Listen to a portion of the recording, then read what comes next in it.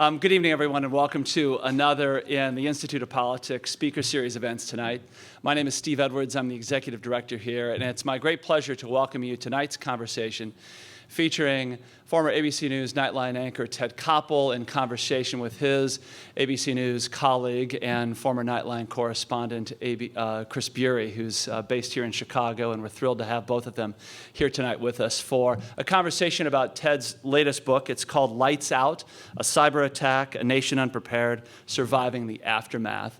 Books will be on sale out here in the lobby in the immediate aftermath, and Ted has been kind enough to agree to sign those books, so we encourage you, if you're interested, to pick up a copy, to please do so after the conclusion of tonight's conversation. As I mentioned, our speaker series goes on throughout the academic year. We have a number of upcoming events this week and next. We have Gary Kasparov coming up on Thursday at noon talking about politics inside Russia and Putin from his perspective. That'll be at noon on Thursday. Next week, we have a series of events, including a fascinating conversation taking us inside Iranian culture and politics, featuring our very own Marvin Zonas from the university, who's with us here tonight. You'll want to be sure to mark that conversation on your calendar for next Thursday. You can find out about all of these events, as I've mentioned before, on our website. The URL is politics.uchicago.edu. And for students in the audience who are looking for a study break tonight, after tonight's event, we invite the students to come over to the IOP House on Woodlawn for our debate watch party for tonight's Republican presidential debate. So, lots going on at the IOP, and here to officially kick off tonight's program is Maggie Loughran. And Maggie is a student from Pelham, New York. She's here at the university and has most recently been active with the IOP through our Iowa project. And for those of you who aren't aware of the Iowa project, it's a program that we supported and created this summer that sent nearly 20 University of Chicago students to Iowa. Half of them were working in the world of politics on campaigns and field organizations, consulting firms. The other half spent time working for news organizations on the ground. Maggie spent her time at CNN over the course of the summer in the thick of the presidential campaign, and she's returning there along with some other students that we're taking back to Iowa on Saturday for the Des Moines Register-sponsored presidential debate, where they'll be working behind the scenes producing that event. So please join me in welcoming Maggie to the podium to get us started tonight. Maggie?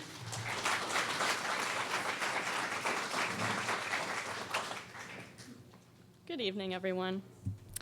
Ted Koppel is best known for his reign as anchor and managing editor of ABC News Nightline from 1980 to 2005.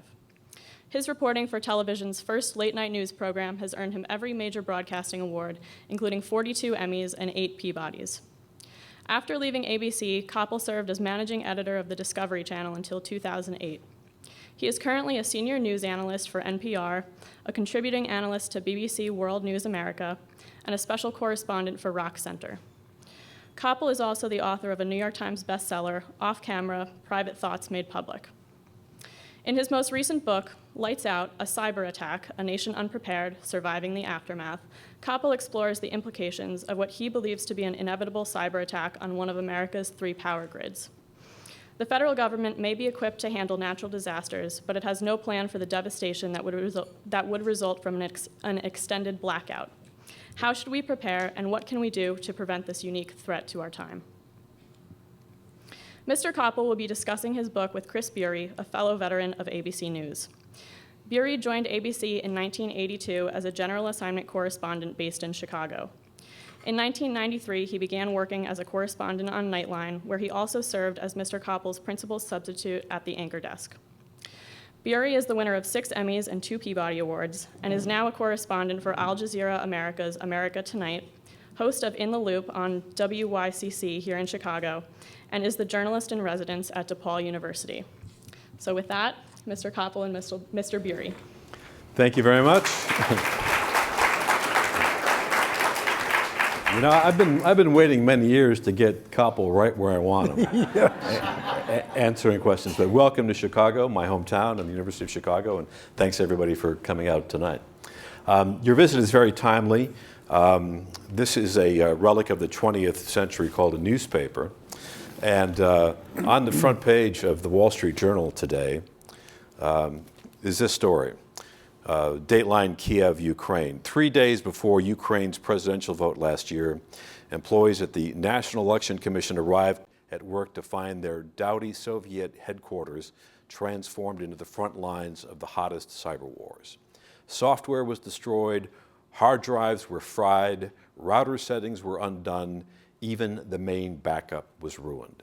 Is this the kind of attack that national security officials are worried could take out our power grid or part of it? Well, it's the kind of cyber war, I think for openness, Chris, we ought to point out that cyber war is already underway. We do it to them, they do it to us, but there are certain restraints. In other words, when the Chinese government vacuums up 22.1 million records, personnel records, of American officials who work for the Pentagon, who work for the CIA, who work for the FBI. There are several complications. One is, in this day and age, it's always been considered standard operating procedure. We spy on them, they spy on us. Cyber espionage takes it to a whole new level. If you think about 22 million records, the Chinese intelligence agencies can spend the next few years combing through those records with consequences that we cannot even foresee. The kind of attack that the Wall Street Journal is talking about in Ukraine, this kind of thing has been going on already for years. What I'm talking about is a cyber attack against infrastructure, a cyber attack that could affect tens of millions of people for a period of months, if not longer. Based on your reporting, it seems clear from your book that the national security officials believe that this is a matter of when and not if. Exactly. In fact, that's a line that a man I came to know when I was embedded with the U.S. forces during the invasion of Iraq. He is now the commander of CENTCOM, four-star General Lloyd Austin, who said exactly that. It's not a question of if, it's only a question of when. One of the reasons that I started doing this book in the first place, Chris, is because I didn't see people paying a whole lot of attention when the president mentioned the danger of a cyber attack on our infrastructure, as he did not once, but twice during successive State of the Union speeches. I didn't see a whole lot of coverage after Leon Panetta said in 2013 in a public speech that he thought we were facing a cyber Pearl Harbor. Now, to the older members of this audience, calling anything a Pearl Harbor has a resonance that hardly any other expression has. I didn't see a whole lot of coverage after Janet Napolitano, who stepped down after nearly 5 years as Secretary of Homeland Security, warned about the danger of a cyber attack on the grid. So initially, my reaction was just one that you and I have had many times. We smell a story there. We don't know exactly what's going to turn out or how we're going to, how the story is going to evolve. But my first goal was just to establish, is this in fact a reality? And I interviewed about 65 people, and while there were a few, really only very few, who said no, they don't think it's going to happen, the vast majority of people whom I respect said yes, it is. In fact, Mike Rogers, Admiral Mike Rogers, who is the current director of the NSA, just told a Wall Street Journal conference about 2 weeks ago that it is inevitable, in his opinion, that there will be a cyber attack on our infrastructure. And even if that isn't scary enough, one of the things that you report is that digital time bombs, sleeper cells, are already implanted in our grid. Exactly. It is the conclusion of the NSA. And the NSA is probably the most competent cyber war organization in the world. As great as other nations' cyber offensive capabilities may be, ours are probably still greater. That should not come as a source of great comfort to you, however, because the problem with cyber attacks is that you don't necessarily know where they originated and who was behind them. Think back only to the cyber attack that the North Koreans launched on Sony Pictures. Now, In revenge for that great movie, The Interview, with exactly. the Seth Rogen film. Seth Rogen film. So Seth Rogen makes this goofy movie about a North Korean dictator. It's a pretty silly movie, but obviously the North Korean dictator took offense. No sense of humor, that guy. No sense of humor. You would think that concluding the origin of that particular cyber attack would be a cinch. It took the FBI months before they could state with certainty, and I'm not mocking the FBI. I mean, the fact of the matter is simply because it appears likely that the attack came from North Korea, that's not the kind of thing that a president can act on. They had to prove it. It took months. Now imagine a cyber attack that takes out one of our grids, or a part of one of our grids. We only have 3. And as I say, tens of millions of people are affected. And when you talk about affected in this context, think of what it means to be without electricity in our day I want to and get age. to that in Yeah, a minute. okay. But first I want to go back to this sleeper cell, because you Sure. had a conversation in your reporting Right. with George Cotter, who is the former chief scientist for the National Security Agency, Exactly. the NSA. And he told you that China and Russia Already have. are already in the grid. They're already in the grid, and they have what amount to time bombs, grenades, mines, however you want to refer to them, but cyber time bombs or cyber mines, which can in effect be activated with the stroke of a laptop key. Is it fair to assume we have the same capability? It that, is- that it- we probably have sleeper cells in the Chinese grid, in the Russian grid, maybe Absolutely, Iranian? absolutely. Let's separate the notion of these time bombs and the sleeper cells. Really, two different things. The time bombs, I don't want to leave you with the impression that any high school hacker can get into the grid. It is enormously complex.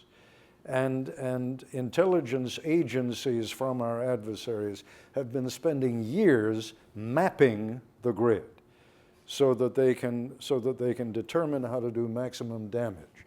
We know, I say because the former chief scientist of the NSA told me this, as did Keith Alexander, his boss, who was the director of NSA. We know that the Russians are in the grid. We know that the Chinese are in the grid. That's actually not as alarming as you may think, because we have so many interlocking relationships with both the Chinese and the Russians that it is most unlikely that they will hit the key.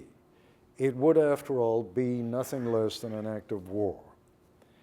The problem is, and Chris made reference to it a moment ago, these teams of, in effect, agents who are skilled in cyber warfare, who have been dispersed by the Russian government, quite literally all around the world, who are in a position to launch cyber attacks, have the knowledge, the wherewithal, simply waiting for a directive. Think about it for a moment. It's very, very difficult, bordering sometimes on the next to impossible, to determine the point of origin of a cyber attack. The initial indication appears to be it came from Ukraine. Then the NSA looks into it a little bit further and says, no, it actually looks like before Ukraine it came from Buenos Aires. Wait a second. Before Buenos Aires it came from Copenhagen. Before Copenhagen, it came from Johannesburg. Before Johannesburg, and this appears to be, we think we've tagged it now. The point of origin is Brooklyn. Really? Who did it? Who ordered it? You know, a president can respond to missiles that are coming from Russia or China. He knows the point of origin. The Chinese know, the Russians know that the president knows where the attack is coming from and that a counterattack is going to happen within a matter of minutes. That's what created mutual assured destruction, the balance of terror. That doesn't work with cyber. I mean, that doesn't work. Mutual assured destruction is not a disincentive for others. Exactly, quite the contrary. It is an incentive. I mean, one of the ironies of this nuclear deal we've made with Iran is that the great danger from Iran is not a nuclear attack. I mean, the Iranians would be absolutely insane to engage the United States in a nuclear war. They would lose that in a matter of hours. But cyber attacks originating in Iran, or at least ordered by Iran and originating elsewhere, that's something else again. So here's the curious situation. The ones who have the greatest capability, the Chinese and the Russians, least likely to do it because we have so many interlocking relations with them. Not so much with Iran. Their capability is almost equal to that of China and Russia. We don't have that many interlocking relationships with them. As you go down the capability scale, North Korea, not as capable as Iran, but capable of doing real damage. Do they have a lot to worry about? Think only of those photographs you've seen of the Korean Peninsula at night. Below the DMZ, lit up like a Christmas tree. Above the DMZ, effectively dark. They don't have an infrastructure. They are not vulnerable to attack. The paradox is that we, because we are such a dependent society on the internet, we are more vulnerable to cyber attack than probably any country in the world. You also mentioned in your book that one of those players is Syria. Yes. And you go so far as to suggest that American foreign policy may have very well been impacted by our knowledge of the Syrian capabilities. At the time that the president was considering the possibility of an attack on Syria, you remember when it was determined that they had chemical weapons, and the president had warned this was a red line they must not cross. They crossed it. The president did nothing. George Cotter, again, the former chief scientist of the NSA, told me that at that time, there were Syrian cyber attacks launched against banks in New York. Definitive conclusions cannot be reached, but simply look at what was out there. The Syrians were clearly sending a message. We can cause you enormous damage. We can create huge upset in your financial markets. Better not launch those attacks against Syria. Was that the reason that we didn't? I don't know. But those, at least, are the facts that existed at the time. So we've talked about these potential enemies, so far state actors: Syria, Iran, North Korea, China, Russia. We've just in the last week heard from our intelligence community pretty definitively that a Russian airliner was brought down by a bomb, presumably from ISIS. Are these non-state actors, the terrorist organizations, are these the kind of groups that could get the capability to take down the grid? In short, yes. Probably don't have the capability yet, although I was told by a former cyber advisor to the White House that it's his belief that indeed organizations like ISIS, even if they themselves don't have the expertise, they have a couple of $1 billion. You can buy a lot of expertise for a couple of $1 billion. And the equipment that's needed to do this, unlike, again, I mean, what's so different about cyber warfare is you don't need an army. You don't need a navy. You don't need an air force. You don't need missiles. You need the knowledge to be able to launch an attack like this, and you need a laptop computer. It can be done by an individual anywhere in the world. Is it almost inevitable that ISIS, if it doesn't have the capability now, will get it at some time in the not too distant future? Apparently, yes. And when you talk about interlocking interests, we in ISIS have none. So there are no inhibitions on a group like ISIS to do something like this. They, after all, their strategy, if it can be described as such, is nothing more or less than inflicting pain and causing damage. That would inflict a lot of pain. That would cause a lot of damage. You've got a lot of scary quotes in this book, enough to keep people up late at night. But one of the scariest ones, to me anyway, came from the former director of national intelligence. We used to call him the CIA director, Mike McConnell, and it was relayed to you from Jay Rockefeller, the former chairman of the Senate Intelligence Committee. And the quote was this is from Mike McConnell: "For the record, if we were attacked, we would lose." Does your reporting convince you that that sentiment is pretty well shared by the intelligence community?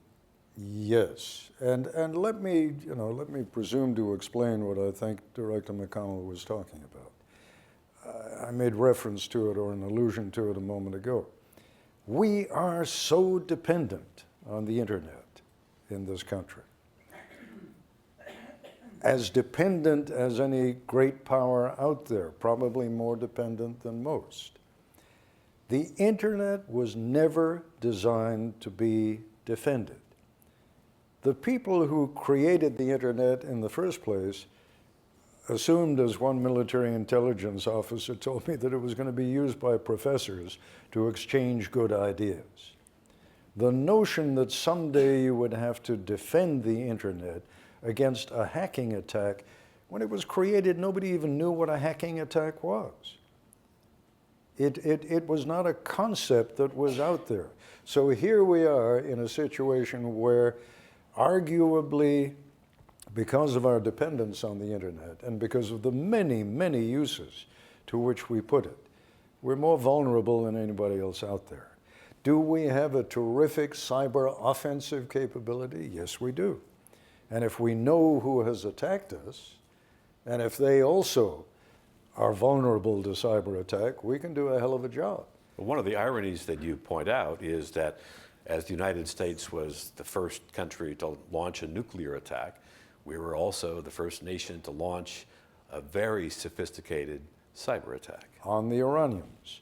We and the Israelis, and ironically, I'm told, the reason that we collaborated with the Israelis on launching the cyber attack is we felt that Israel was dangerously close to launching an offensive attack against Iran, that the Israelis were dangerously close to attacking Iran because of its growing nuclear capability. To stop Israel, or to discourage Israel from doing that, our NSA and the Israeli equivalent collaborated on developing a program called Stuxnet. Stuxnet was used, I always have trouble, what are the spinning? Centrifuges. The centrifuges, thank you. Stuxnet was developed, those centrifuges which spin the nuclear fuel have to spin at precisely the right number of revolutions per minute or per second. Let's say it's 2,000 revolutions a minute. If they spin too fast or spin too slow, you throw the whole program off kilter. We and the Israelis managed to implant a virus in the program that caused these centrifuges to spin out of control. What we also did that is close to genius, but was apparently borrowed from the Hollywood movie Ocean's 11. We faked them out, right? Faked them out. Created a video that somehow we managed to implant in the Natanz control room. It showed the spinning going exactly as intended, so that the Iranian technicians sitting at the control board would be looking up and saying, everything okay here? No bank heist. Right? Meanwhile, the centrifuges were spinning out of control. The Iranian program was set back about 1.5 years or 2 years, and Iran did respond. The point that Chris is making is we fired the first shot in real cyber war. And Iran didn't retaliate against us. They didn't retaliate against us or against the Israelis because apparently they didn't want this to turn into an escalating cyber war.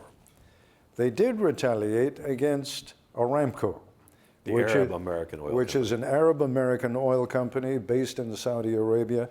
And what they did is they launched a cyber attack, a hacking attack, and knocked out 30,000 computers.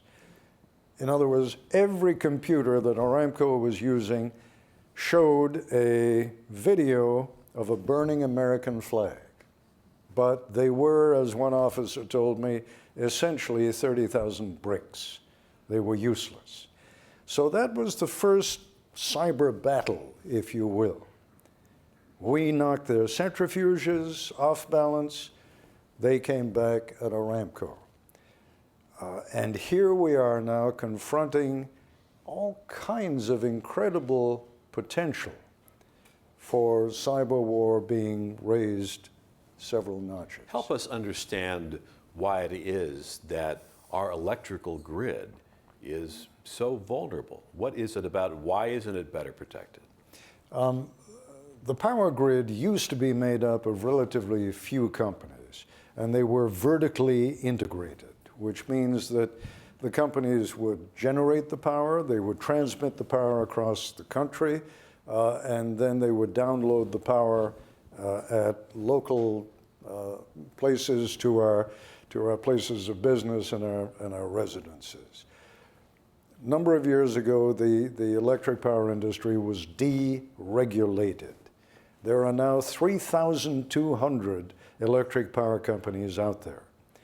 In order for them to be able to interact with one another, in order for them to be able to function, they require the internet. They require what are called SCADA systems, supervisory control and data acquisition.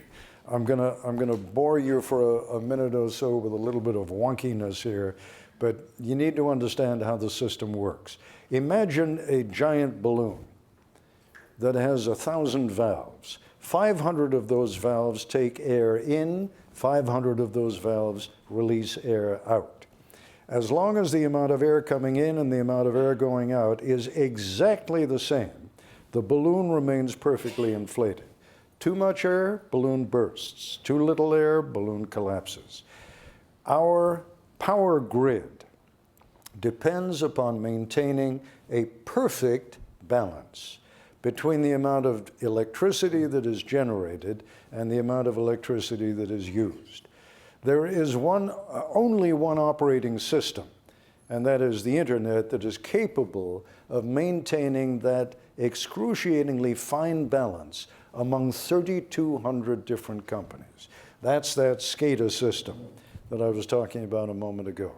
If a hacker can somehow get into that SCADA system and throw it out of balance so that more power is being generated, let's say, than is being used, you would get a cascading effect that can take out all or part of a grid. What kind of power or control or authority does the federal government have over these 3,000 plus little power companies? Yeah, surprisingly little. Let me just tell you that FERC, which is the federal agency that allegedly has power over the power industry, FERC has to propose legislation or rules to the power industry. The power industry then gets to vote on whether it wants to accept those regulations. Funny how that works. Funny how that works. Unless 60% of the power industry approves the regulations, they don't go into effect. So here we have an industry that has the right to determine which regulations on its operation it is prepared to accept. This is hardly the federal government controlling the power industry. It's the power industry controlling what the federal government can enforce. Having said that, it also, at the delivery point, again, gets a little wonky here, but power, when it's generated, you have these step-up transformers which increase the wattage, or the voltage rather, so that the electricity is sent across the country at high speeds. Then when it gets to its location, there are step-down transformers that enable the electricity to be delivered to your home, to your place of business. There is no federal regulation, none, that is operative from that final point where the electricity is stepped down and actually delivered to your home. Forget about your home for a moment. The electricity that is delivered to the CIA is not under federal regulations. The electricity that is delivered to the NSA is not under federal regulations. It's an incredible situation, but part of our biggest problem is our own system. And as much as the intelligence officials seemed to have a consensus on the dangers here, from what I gather with your interviews with the power company executives, right, there are quite a few who think that these concerns are overblown. Yes, they do. And I mean, Chris, you and I have been reporters all our lives. At a certain point, you come to forgive me, it's, we learn to separate shit from shinola. And I must tell you that in the final analysis, I came, we all have to reach a conclusion at some point or another. When you read the book or when you get other information on the subject, you may reach a different conclusion. I am convinced that this can happen, and I am more or less convinced that at some point or another it's going to happen, in one form or another. It seems from your reporting that in some form it already has happened. I mean, you cite a very interesting attack on a substation that serves San Jose, California, yes, the Silicon Valley, which requires enormous power. 2013, a substation was taken out by an armed group. And yeah, this is something that, although the Wall Street Journal has done a fair amount of reporting, very little is known about this. To this day, the FBI doesn't know exactly who was responsible. This has nothing to do, parenthetically, with cyber war. What happened here is that a group of people, we don't know how many, went to the Metcalf substation, a substation of PG&E, and using what a SEAL team later determined was AK-47s, shot out 17 or 19 large power transformers. These large power transformers are among the most vulnerable things we have in our electric power system. There are thousands of them, maybe tens of thousands, but they are gigantic, 400,000 to 600,000 pounds each. Each one costs about $10 million, and each one is custom made, so that you cannot just take a large power transformer that Chris happens to own.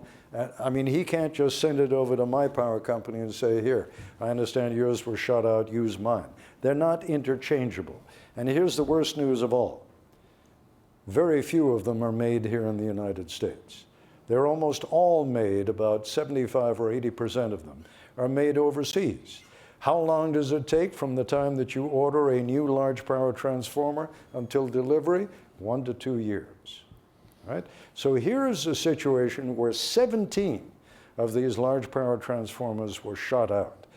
The only conclusion that the FBI has reached to date is that this may have been a... Dry run?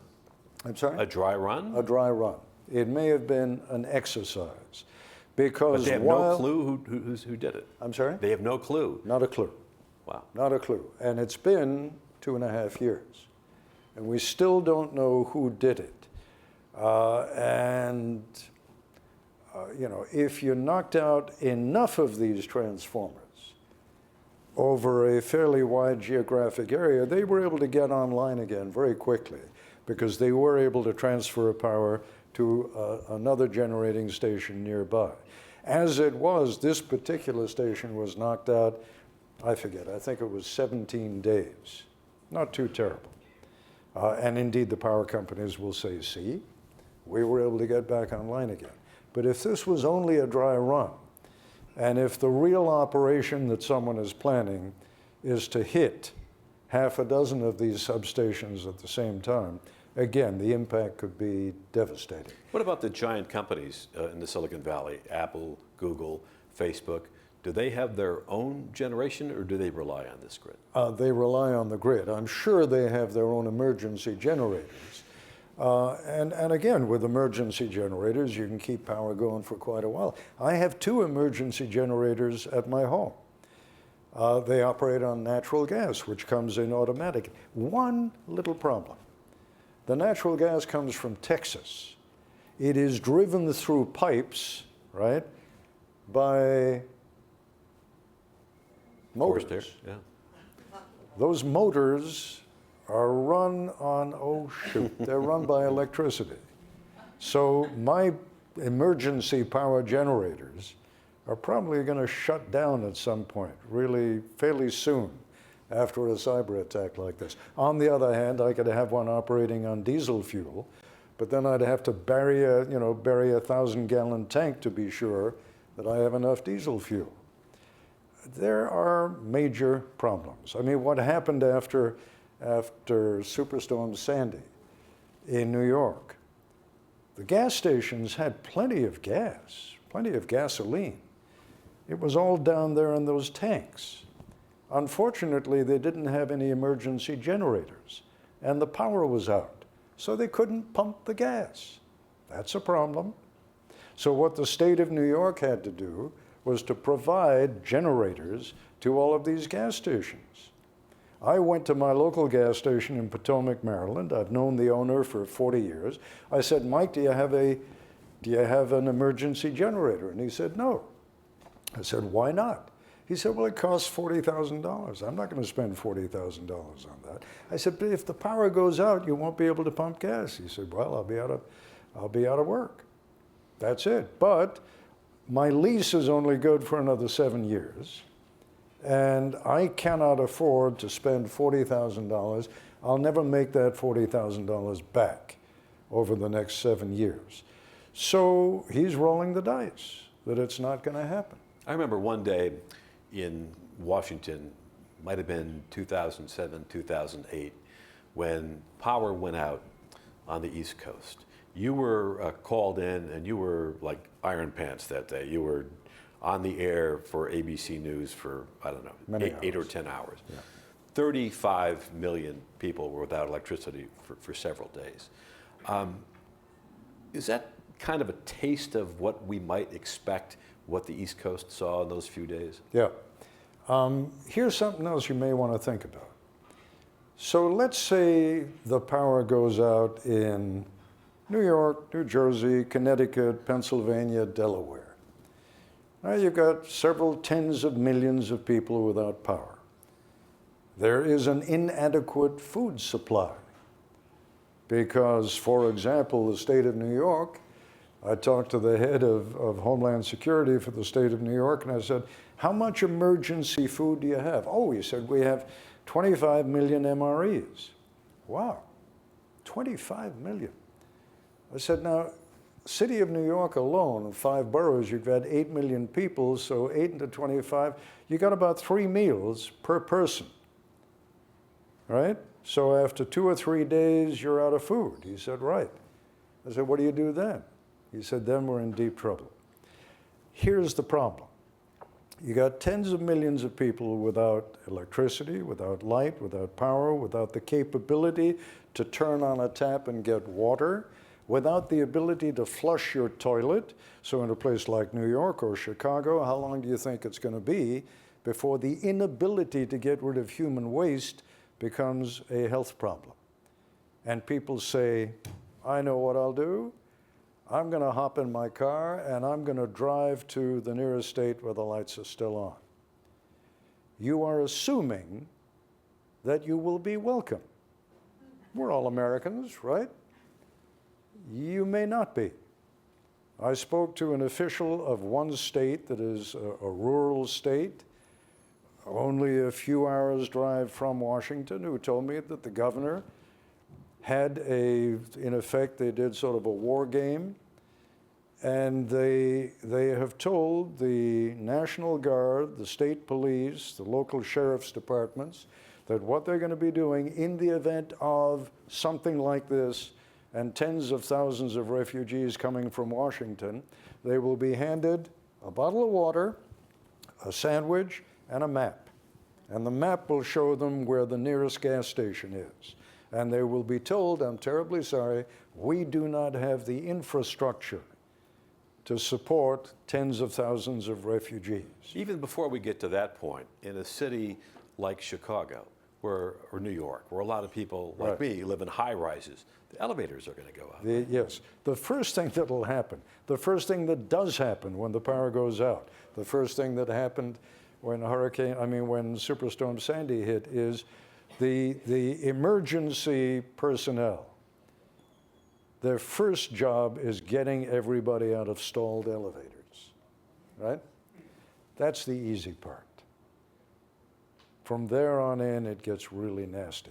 Remember, we are a nation of 300 million guns.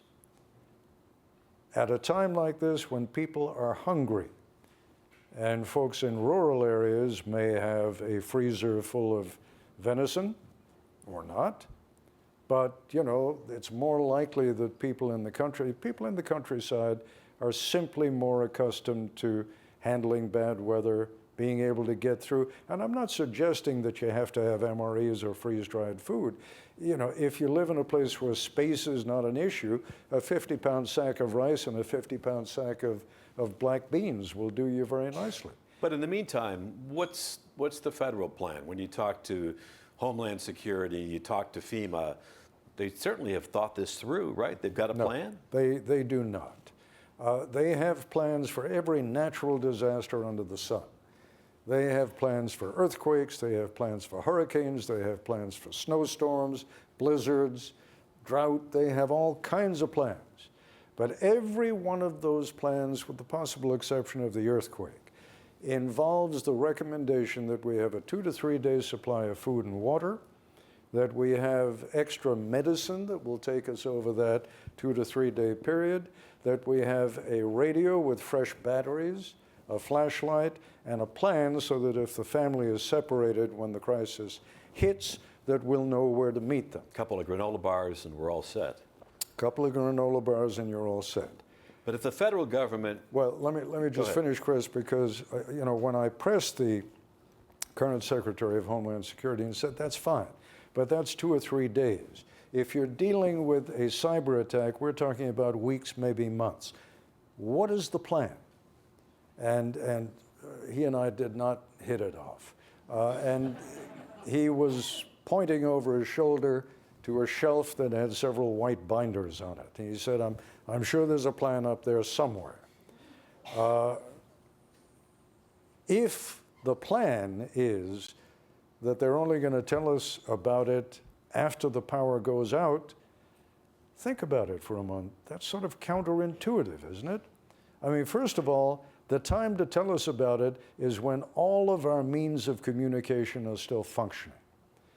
Those cell phones we use every day, they're going to be out of power in a day and a half. Mine is usually shot after 1 day. The phones, not going to be working. Your banks, going to be closed down. Cash machines, not functioning.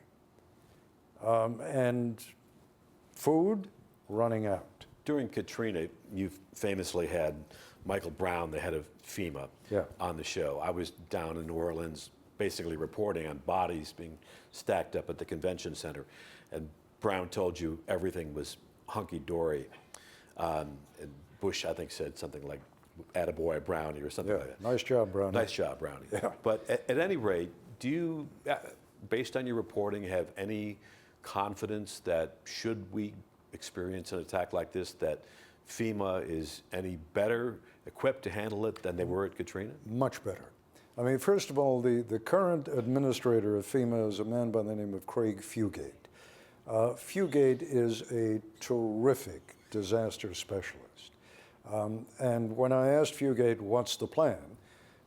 He was very candid about it. He said, I mean, first of all, we would get emergency generators. You've got to get water in. You've got to get emergency generators into as many of these cities as you can, primarily for the purpose of keeping the toilets flushing, so that we don't have the health crisis of human waste building up. But when I said, what would you do in the event of a cyber attack where we're talking about not a few days, but weeks or months without power? And he said, effectively, my job and FEMA's job is going to be keeping the number of dead down to a manageable level. That was about as honest an answer as I got from any official in government. So if the government is really not prepared, you did find somebody who is. The Mormons. The Mormons. The Mormons are prepared. And in large measure, they are prepared because the Mormons have a history. In fact, those of you here in Illinois may remember that there was a Mormon city not too far from here that in the middle of the 19th century was effectively the size of Chicago. Mormons had a huge presence here in Illinois at one point. They also previously had a presence in Missouri, and a presence in Pennsylvania, and a presence in New York State, where the religion began. But they kept being driven from one state to another. And it was sort of ingrained in Mormon culture that you have to be prepared for bad times. You have to be prepared for disaster. Essentially, all Mormon families are encouraged to have a 3 to 6 month supply of food at home. And many, if not most, do. The Mormon church as a whole, the institution, has created an absolutely mind-boggling backlog and continual production of food and necessary supplies. I spent 3 days out in Salt Lake City because they insisted the only way I could really understand what they've got is to come out and look at it. And they were right. It was the right thing to do. The Mormons are prepared. I spent 3 chapters in the book on the Mormons because I think all of us can learn something. Are they going to help us out? They're going to share a sandwich? You know something? It's fascinating because I raised that question. If you're gay? Huh? What if you're gay?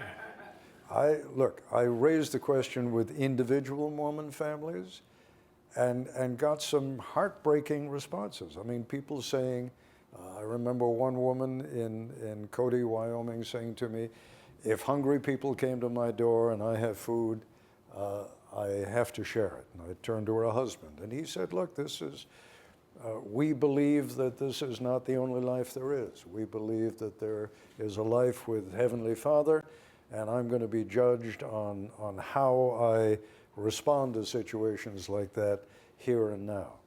When I tried to get leadership in the Mormon Church to tell me what they would do, because it is maybe not as well known now as it will be when people read the book, but the understanding that Mormons have these warehouses, collections of warehouses that would put Walmart and Costco to shame, enough food and enough materiel to maintain probably most, if not all, of the 6 million Mormons in this country.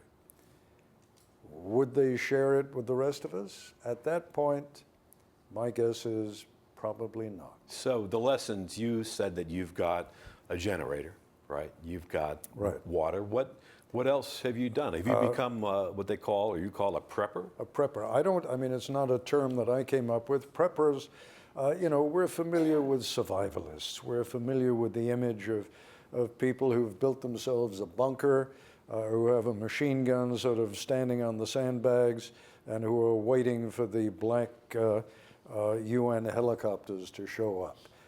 These folks are not the preppers. The preppers, for the most part, are sensible men and women who simply are concerned that the federal government is not going to take care of them in the event of an emergency. And some of them have gone to, I mean, there are programs on television that are really silly, and they are there more for the entertainment than anything else, focusing on preppers. Most preppers that I've met tend to be fairly sensible people who have prepared for at least a few weeks without any kind of food that they can buy from the store or expecting any help from the government. One conservative website called Newsbusters was taking a little fun at your expense. And Good. Recent headline: has Ted Koppel become a right-wing survivalist? I saw that. And great quote here: it now appears that Ted Koppel is wearing a tinfoil hat, I don't see it here, because he is warning us about a possible apocalyptic catastrophe. Yeah. So you're not wearing the hat, but are you trying to scare us here? Yes. I think there are times when, in the final analysis, all of us, Chris. I mean, you've had occasion to make decisions like this also. In our system of government, in our culture, we at least used to believe, even though it may be slipping a little bit, that the job of the media is to tell us, in addition to the wonderful things that are going on, to warn us about bad things that may be developing. I would feel an awful lot worse if I decided, no, this is going to cause too much upset. I'm not going to tell people what I've learned.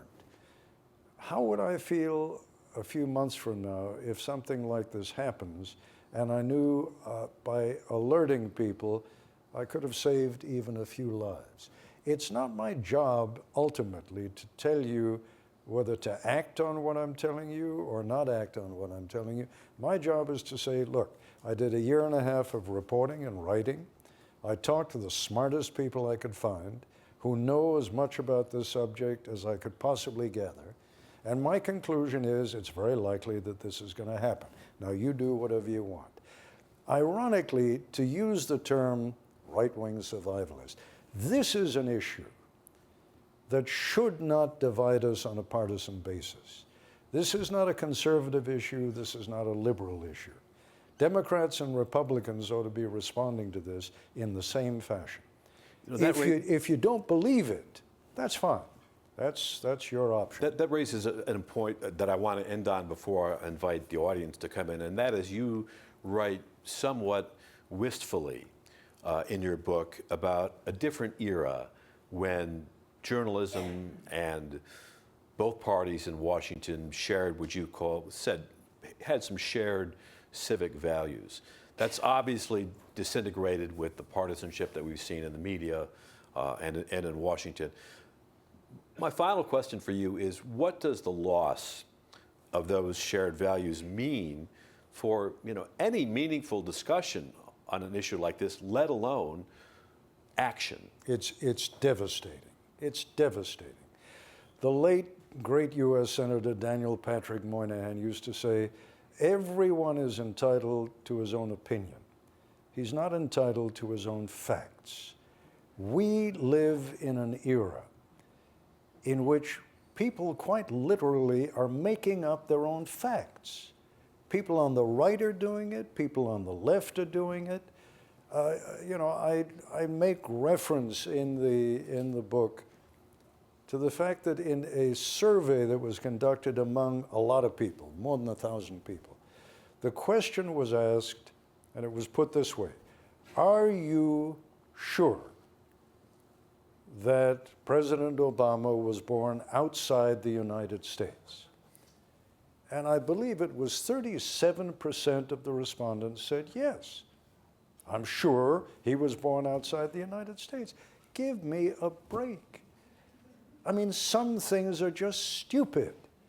Some things are just insane. But because we have so much partisanship in our media these days, and particularly on the web. Because there are so many blogs out there that take a position that is extreme in one direction or another, and I'm not pointing the fingers at either the right or the left. To a certain degree, they're equally culpable. We have to get back to a point in this country where objectivity and seeking the facts is considered a worthwhile career. And I realize that, Rupert Murdoch, when he created Fox, was responding to a perception that people like Chris and me were part of a media that, for the most part, was too liberal, and that there was a need for a conservative counterbalancing. And Fox has certainly done that, but I think we've gone too far. We need to get back to a day when we can actually, how wistful, you talk about wistfulness. Think about the fact that Walter Cronkite at one point was the most trusted man in America. Imagine the suggestion that a journalist today would be accepted by people on the right and people on the left as being the most trusted man or woman in America. Ain't gonna happen, not anymore. But that's our loss. On that eloquent note, I would like to invite some questioners, and the first few would like from students from U of C, so please come on up to the microphone. There's a microphone over there if you want to go to it. Hi, thank you for coming today. It seemed like a lot of your solutions that you were talking about were for mitigating the results of this problem. Is there truly no chance at prevention? Are government officials looking towards more analog backup methods if a cyber attack were to occur? Or is it more of, we just need to prepare for ourselves? No, it's a terrific question. Unfortunately, because of the deregulation of the power industry, analog isn't going to work anymore. You need the internet to maintain that exquisite balance I was talking about with production of electricity and consumption of electricity. And because there are now 3,200 individual companies, and they all have to be connected, and decisions need to be made at the speed of light as to how much electricity to bring in and how much electricity to send out. Going back to the analog system is probably not an option. Not that I think the power industry would permit that to happen.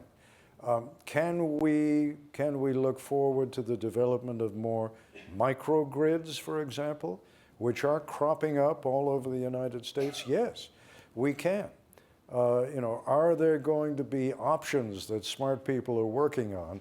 And there are, and I write about some of them in Lights Out.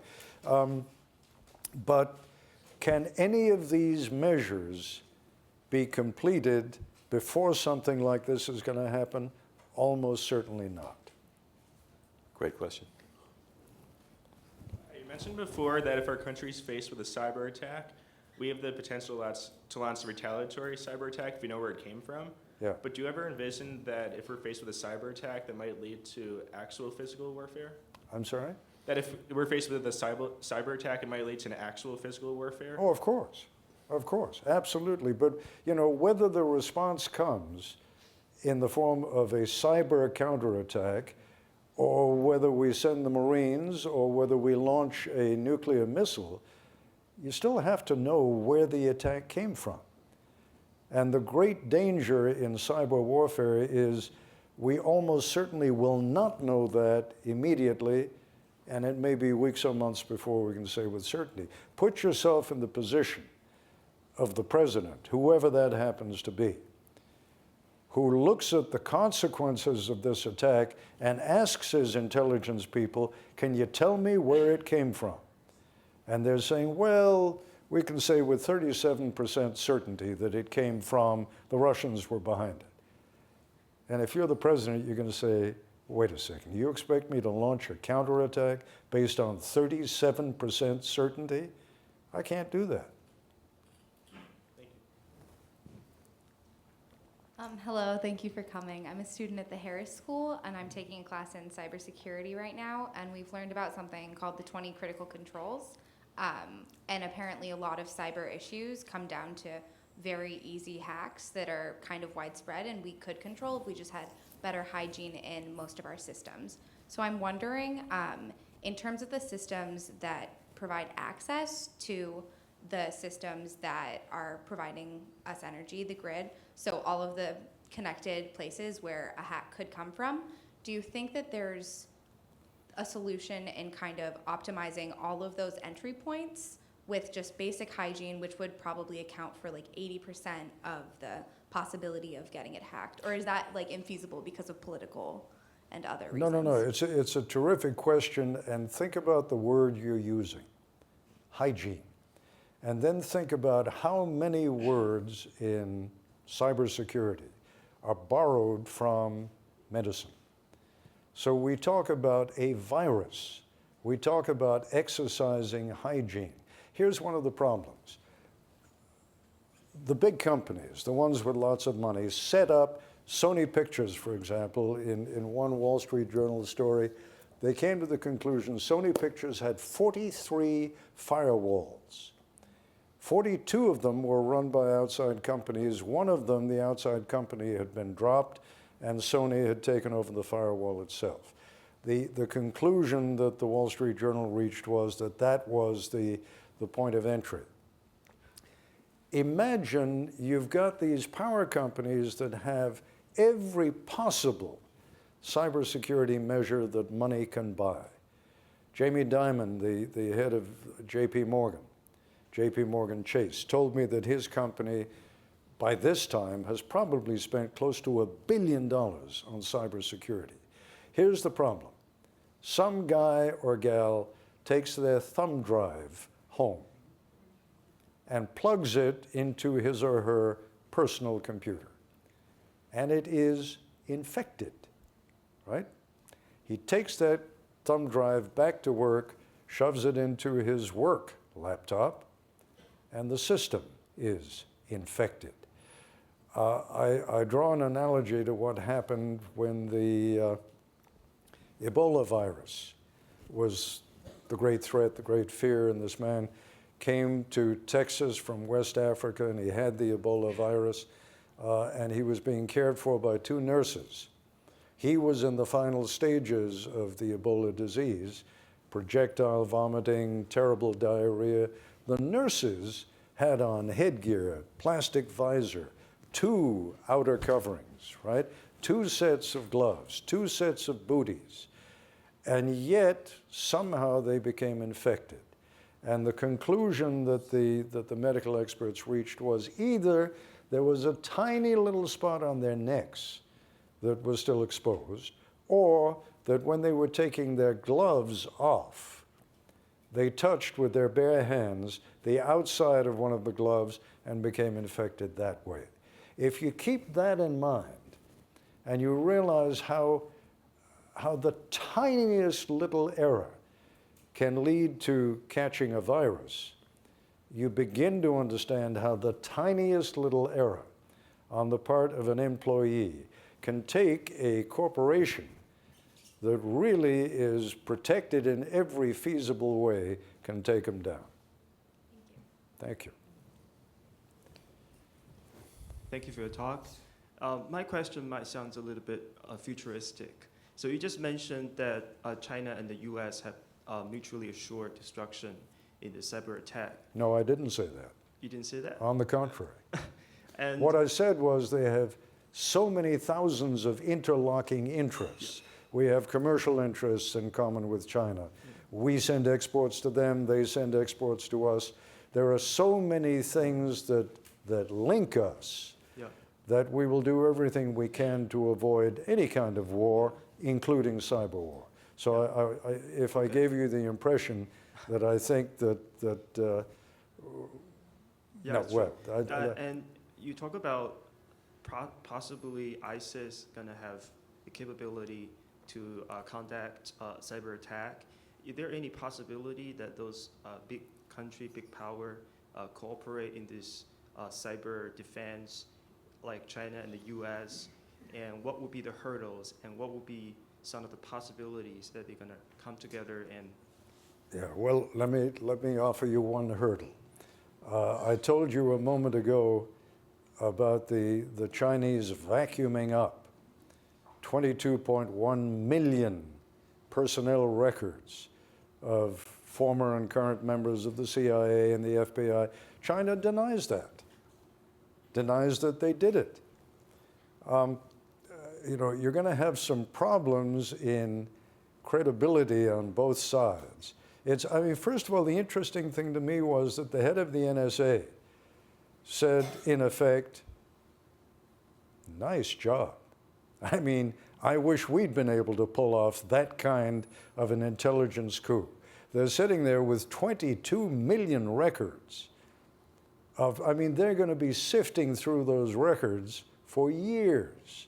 It's probably the biggest intelligence coup in the history of mankind. But we can't even get the Chinese to admit that they did it. They refuse to admit it.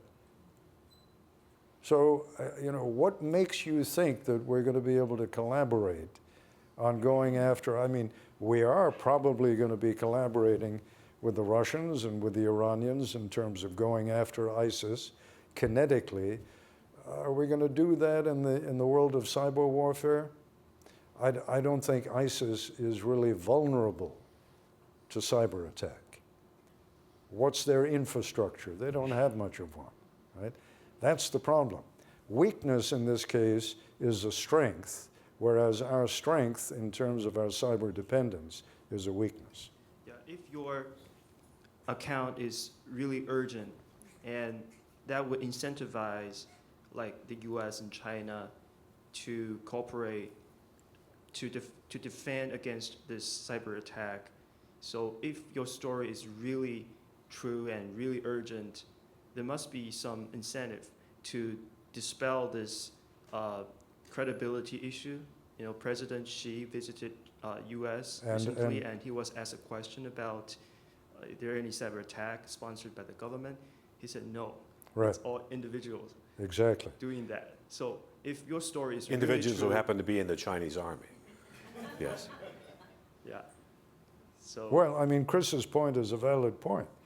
You know, the NSA proved conclusively, at least to our satisfaction, that these attacks were originating from buildings, I believe in Shanghai, that are run by the PLA, the People's Liberation Army, and where the PLA cybersecurity units are housed. How do you begin to establish an environment of trust between two governments when clearly, and I'm not even just going to put it on the Chinese, I'm sure we lie to the Chinese as much as the Chinese lie to us. Shocking. It is shocking indeed. Can we collaborate to the point of, it clearly is important, and as you say, President Xi and President Obama acknowledge publicly that finding some modus vivendi on cyber war is an essential matter that has to be confronted by the Chinese government and the US government. In the final analysis, would I be confident that China will never launch another cyber attack against us, or that we will never launch another cyber attack against them? Not a chance. We have to go to the next question. Thank you. Let me first say it's such a pleasure to hear your distinctive voice again. Thank you. Two quick questions. The first question is, as you did your research, you mentioned that the president talked about this issue in his State of the Union address. I'm sure other presidents. Two State of the Union addresses. And I'm sure other presidents have talked about it in the past and different things. I don't think so, actually. think so? Okay. Maybe they have, but I'm not aware If of the it. president brought it up twice in a State of the Union address, how come there hasn't been any action to create a plan or to buy additional backup generators for that eventuality? Or why isn't there more action? Why are we at this phase that you're writing a book saying nobody's done anything? Well, okay, if I've left you with the impression that nobody has done anything, I've misled you. I do want to leave you with the impression that there is no plan for the American civilian population after a major cyber attack. Are there plans and are there actions being taken to mitigate, to defend the power grid? For example, they've come up with, you know those little tires you have in the backs of some cars that if you have a flat, you can put it on the wheel and it'll take you for 50 miles. You can't go far. They have developed sort of little mini generators that can serve to keep things going for a little while if one of the big generators is knocked out. But it's a Band-Aid. They have developed programs for collaboration between industry and the NSA, for example, and the Department of Homeland Security. The Senate just passed cybersecurity legislation after years of it being blocked by the Chamber of Commerce, really acting in behalf of the power industry. But this new legislation calls for privacy concerns to be taken into account. So before an electric power company can be required to hand over information on a suspected attack, they have the right to scrub that material of privacy concerns. Then instead of giving it directly to the NSA, which is the most competent agency to deal with these kinds of things, they are under this legislation required to give it to the least competent agency, the Department of Homeland Security. TSA, great. Well, TSA, they won't give it to TSA. Department of Homeland Security has its own problems. The Washington Post every year does a feature on Department of Homeland Security citing the findings of a company that measures, among thousands of interviews, those federal agencies that have the highest morale, lowest morale, highest efficiency, lowest efficiency. It will come as no great comfort to you when I tell you that the Department of Homeland Security, out of 19 agencies, comes in 19th in almost every category.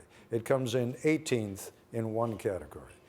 It is a terribly mismanaged and really misconceived agency. That's reassuring.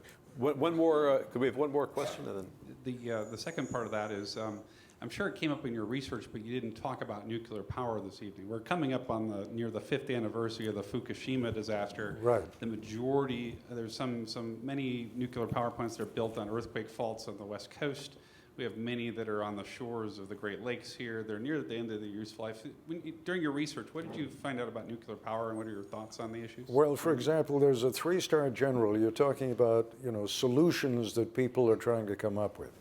A retired 3-star general is collaborating with some other people to try to convince the government that we need to take some of the nuclear generators, the small nuclear generators that have for more than 50 years now been used aboard U.S. Navy ships and submarines, and put them on military bases. Over 50 years, these generators have been operating without a single accident, without a single incident. They want to have generators, nuclear generators like this, put on military bases around the United States so that those military bases, at least, will be independent in terms of generating power, and indeed will generate enough power to be able to share power with the neighboring community.